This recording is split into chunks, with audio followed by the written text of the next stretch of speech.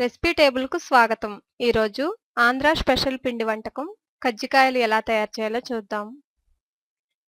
కావలసిన పదార్థాలు: మైదా పిండి పావు కేజీ, బెల్లం పావు కేజీ, కొబ్బరికాయలు 2 తురుము తీసుకోవాలి, యాలకుల పొడి 1 టేబుల్ స్పూన్, నూనె డీప్ ఫ్రైకి సరిపడినంత.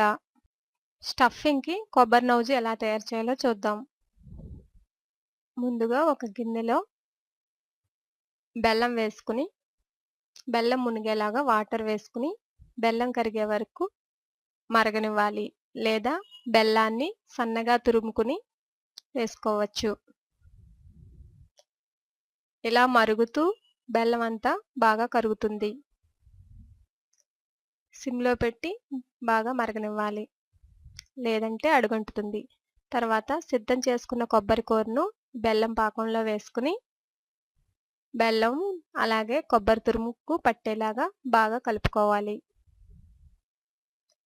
ఇలా దగ్గరకు అయ్యే వరకు, అంటే కొబ్బరి కూరు పచ్చిగా అయ్యి బాగా వేగే వరకు ఉంచాలి.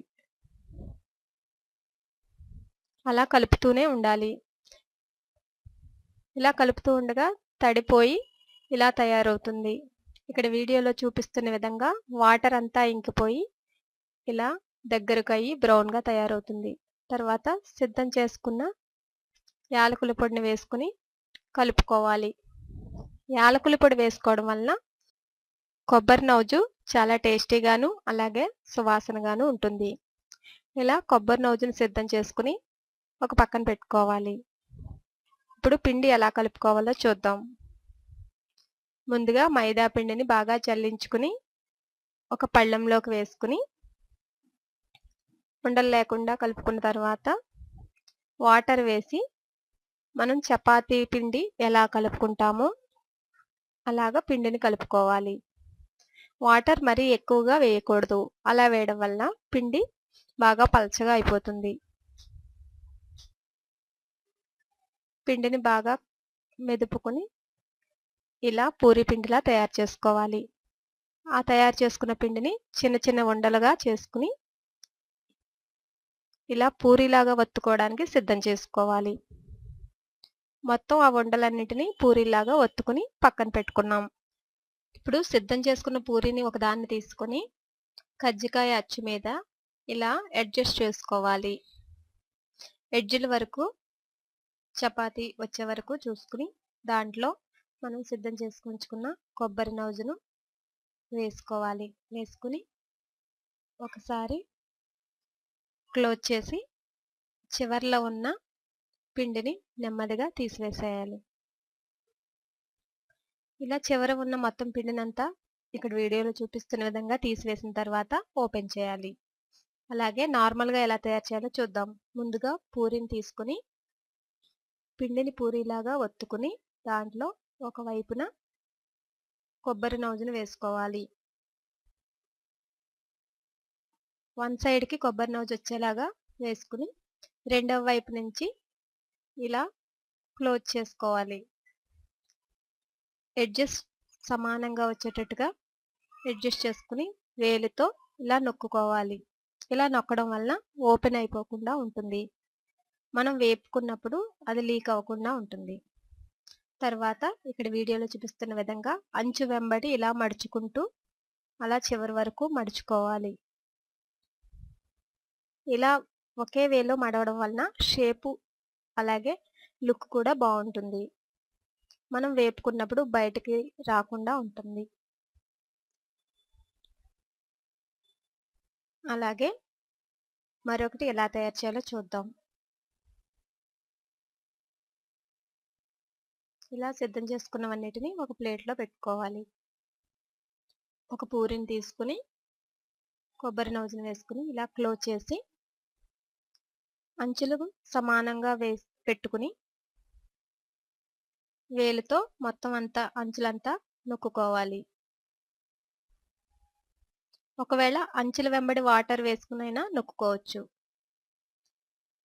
తర్వాత నెమ్మదిగా ఒక వైపు నుంచి ఇలా మడుచుకుంటూ చివరి వరకు వెళ్ళాలి. మడిచినప్పుడు సమానంగా అలా మడవడం వలన ఒక షేపు ఫామ్ అవుతుంది. చివరగా పైకి మడవాలి.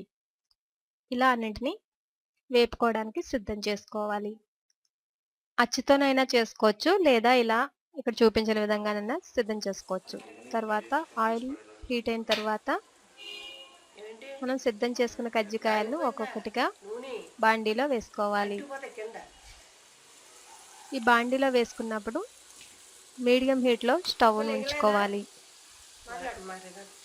హై హీట్లో ఉంచడం వలన కలర్ వచ్చి వేగుతున్నట్టుగా అనిపిస్తుంది కానీ లోపల ఉడకవు.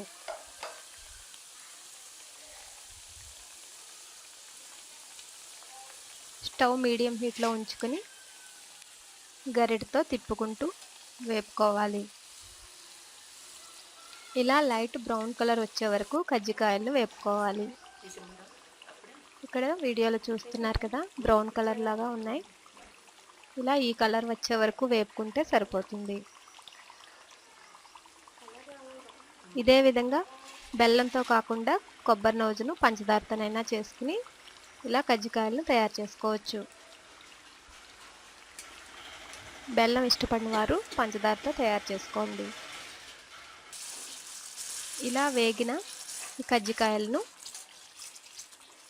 ఒక ప్లేట్లోకి తీసుకోవాలి.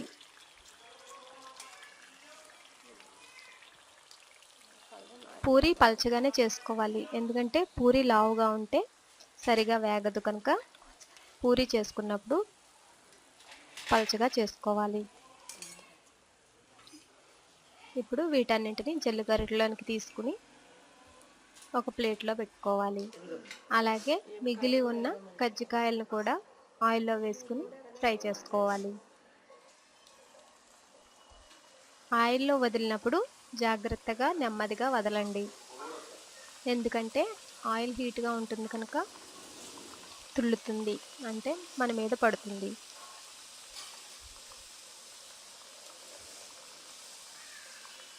ఇలా వేసిన తర్వాత గరిటెతో ఒకసారి కదుపుకుని వాటిని తిప్పుకోవాలి.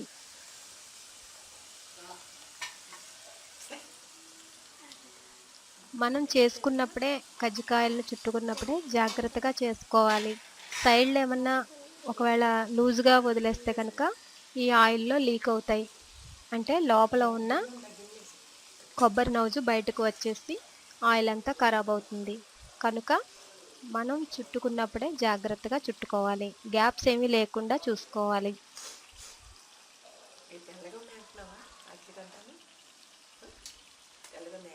త్వరగా అయిపోవాలని హీట్ ఎక్కువగా పెట్టకండి, మీడియం హీట్లో ఉంచి కజ్జికాయలు వేపుకోవాలి. ఇలా మధ్య మధ్యలో వేగిన వాటిని తిప్పుకుంటూ ఉండాలి.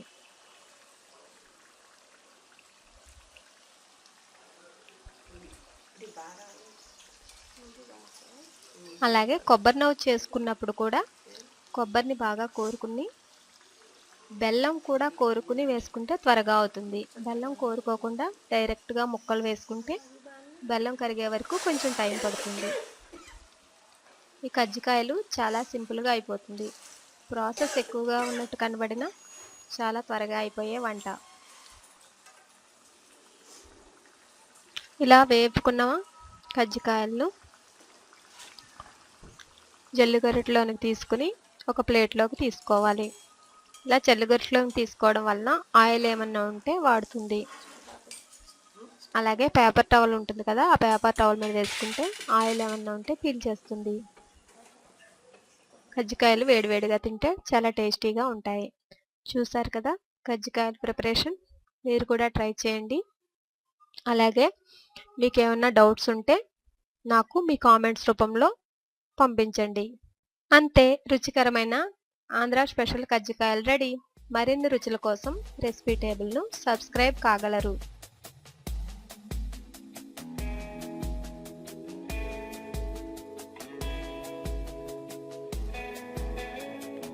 ధన్యవాదములు.